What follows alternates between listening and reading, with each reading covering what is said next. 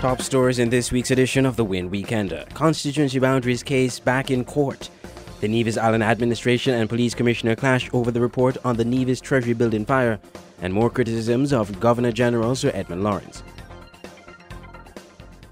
I'm Andre Huey. Welcome to another edition of the WINN Weekender. The constituency boundaries case was back in court on Thursday. For more on this report, we join WINN TV's Ken Richards. Just what consultation means, that question was being argued Thursday as the constituency boundary changes case unfolded in the Bastille High Court. The legal representative of opposition MPs, Douglas Mendes, argued on their behalf that the Commission's report proposing boundary changes is flawed because there was not proper consultation on the changes. The Commission's attorney, Senior Counsel Anthony Astafan, told WINN FM that the opposition has no case. The Commission's case is that overall the process was fair, and that the claimants had sufficient information to participate in the process, and therefore they should not be heard now to complain that the process is unfair because they did not participate. It's a simple process, and they're taking a very, what I think, mechanical approach or formalistic approach as to how it should be done. We're saying the process is far more flexible. And it's really a judgment call for the judge to decide. The judge is listening, he's paying very clear attention, he's asking very pointed questions on all sides, and there's no question he's following the case very well. But it's for him to decide in the final analysis whether there must be a rigid process or whether the process must be flexible. But what does the rules for the Commission say about consultation? But there are no rules, that's the whole point. So you have to create them as we go along, so long as they're fair. However, one of the claimants, Team Unity leader Timothy Harris, has been expressing confidence that their case is a solid one. And by and large, we are contending that what was done in terms of the process leading up to the report was an unfairness, unjustified, and that our rights had been infringed. We believe in the power of the arguments that were presented today, and later you'll get an opportunity to hear senior counsel respond and rebut some of the non-points, in my view, as a layman, that has been put forward before the court. But the suggestion is the opposition MPs fail to grasp opportunities that could lead to consultation. Well, from the very beginning, we indicated what our views were. We asked the Commission for information pertinent to the judgments which later the Commission would make. The Commission did not provide those to us, and more than one occasion we had written to the Commission, and by and large we took the opportunity when the time was ripe to have the court intervene with respect to the matter. I believe that those posturings that are being put forward really have no legal basis, and they will not weigh the court either way. I believe the substance is found in the arguments put forward by our counsel, and I heard nothing in the response from some 3 senior lawyers representing the government side, so to speak, that in any way shake the powerful arguments that were advanced earlier. In the end, it's a matter for the court, but we believe that justice is on our side. Douglas Mendes, in his presentation Thursday afternoon, made reference to a similar case in Antigua on the question of consultation won by the opposition Antigua Labour Party. The Constituency Boundaries Commission's report was passed in Parliament but not signed off on by the Governor General because of a court injunction obtained by the opposition. Douglas Mendes maintains that his clients are challenging the report of the Commission because they believe it is flawed. The Nevis Island Administration is describing comments about the fire that destroyed the Nevis Financial Complex in January, attributed to Commissioner of Police C.G. Walwyn, as dangerous. Clive Backus has more. The state-controlled ZSZ Broadcasting reports that Commissioner Walwyn stated in an interview Tuesday that he believes that the Nevis Island Administration is shopping for an arson outcome to the fire. The comment follows Nevis Premier Vance Amory's statement on Thursday, May 8, that an investigation by a Canadian retired fire chief had ruled the blaze as caused by arson. Mr. Amory said he had commissioned a Canadian expert after the federal government failed to meet an estimated $70,000 to $100,000 payment requested by another team of investigators to complete the task. I'm not saying the other guys were not experts because they are experts, but we didn't have the money to pay. We accepted the offer to do an investigation, and I think this is where we are today. Police have not yet sent me a formal response or an analysis of the report. I have put out some very basic findings. One, which indicated arson, which indicated the way in which the fire started. I think those were critical, and I suppose the police will get to me. If they do, they will then do what they feel with the report. But I cannot determine what they will do. And I said, as far as I'm concerned, we've done what we were, I think, responsibly charged to do.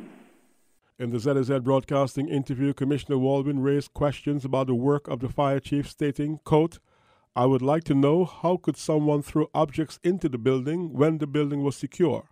And one thing you have to mention is the building had faulty wiring, and the week before that they had a report of fire on one of the lines outside, and based on what is written, I would like to know how the persons got items inside the building, and I would like to know what are these items that they found, and if this place was burned to where it bent steel, where is the residue from these accelerants?"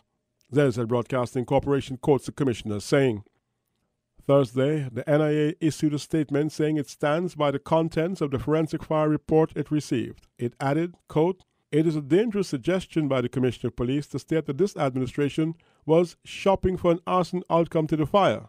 This assertion attacks the integrity of this administration, but also the integrity and professionalism of the forensic team which undertook this investigation, retired Toronto Fire Chief Riches and his wife. It is unclear why the Commissioner would wish to suppress these troubling findings.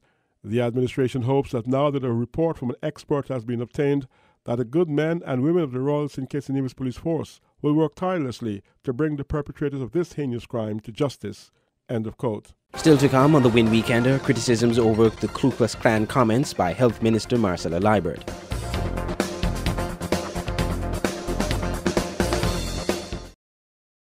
WINN is 98.9. 98.9 is WINN FM. WINN FM's mission is to contribute meaningfully to the information, awareness, and the development of our nation and the region through the building of educated and informed communities. WINN FM faces the issues squarely, without shying away from controversy, while striving continuously to provide balanced, responsible reporting. Better music, better talk, better radio. 98.9 WINN FM. The country's Governor General is again being criticized for alleged partisanship. The renewed criticism is coming from activist group Operation Rescue over the now 17-month-old motion of no confidence. More from Ken Richards. Operation Rescue's Richard Keynes sought to chastise Governor General Sir Edmund Lawrence a week ago for his silence on those matters. Mr. Keynes is this week again taking aim at the head of state, who he alleges is playing a partisan game. We are calling on the Governor General to exercise the integrity of the office. We're asking the Governor General to restrain himself from being partisan so that he can bring some semblance of unity in our country, because without a doubt our country is going astray. Some going left, and when you think they're really going left, they're going in a different direction. Some think they're going forward and they're going backward full speed. That is the confusion that is created, and that our highest civil servant in our country is doing nothing to rescue our country, even though our Constitution spells out how he can deal with issues so as to avoid some of these things. Richard Keynes addressed the matter on Operation Rescue's radio program, The Operating Room. Also speaking on that program Tuesday, a former chairman of the People's Action Movement, Attorney Chesley Hamilton, said the position of the head of state should not be used for partisanship purposes. We want a statesman, a person who can put away partisanship, a person who can put away those things and say, listen, I have an agreement from members of parliament, the majority of members of parliament. I need to call in the Prime Minister and say, listen to me, the position is not a position that is healthy for the country. You either call the motion of no confidence or you need, I would need dissolve Parliament. Now, Parliament must be dissolved on the advice of the Prime Minister. But his legitimacy is called into question, so that's why he should have the motion of no confidence. He cannot continue to act in that position without the vote of confidence, the vote of no confidence. And therefore, because of that, he should definitely say, listen, it is more than time for you to get your house in order. You haven't done so, and I have been advised by Her Majesty's loyal opposition, the leader of the opposition, and therefore I have to ask you to do what is right. What is right? Former Government Minister Keynes says meantime that the Governor-General is failing in his duties. I'm Ken Richards for the WINN Weekender. Ruling Labour Party Chair and Health Minister Marcella Liburd and the Prime Minister have been criticised for comments they made relating to tributes paid by Team Unity to the country's national heroes. More from Ken Richards. Former Government Ministers Sam Condor and Dr. Timothy Harris were among Team Unity officials who laid wreaths on the graves of Robert Bradshaw, Paul Southwell and other stalwarts of the Labour movement. That action was followed by the wreaths being removed by the daughters of the national heroes. Prime Minister Denzil Douglas also condemned the Team Unity attempt at paying tribute to deceased leaders of the Labour Party. Reference was made to the Ku Klux Klan. And Marcella told you, as we moved along this route today, how much they disrespected them, the names that they called them. But today, in mockery and in disdain, they did yesterday to go to their grave and place orange and white onto their graves, desecrating their graves.